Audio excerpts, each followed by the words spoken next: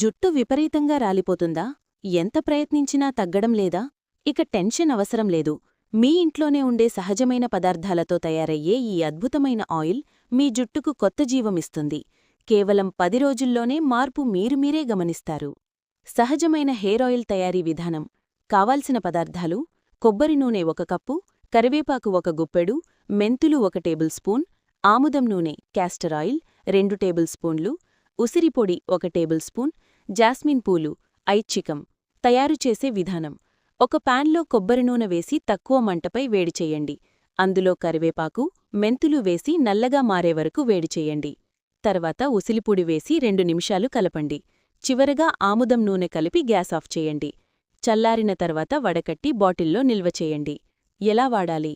వారానికి 3 సార్లు ఈ ఆయిల్ను తలకు బాగా మసాజ్ చేయండి. కనీసం 30 నిమిషాలు లేదా రాత్రంతా ఉంచండి. మైల్డ్ షాంపూతో తలస్నానం చేయండి.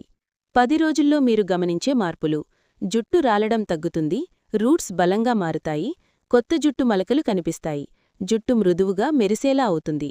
ముఖ్యమైన సూచనలు: ఒత్తిడి తగ్గించుకోండి, మంచి నిద్ర తీసుకోండి, ప్రోటీన్ అండ్ విటమిన్స్ ఉన్న ఆహారం తీసుకోండి, హార్ష్ కెమికల్ ప్రొడక్ట్స్ ఉపయోగించకండి.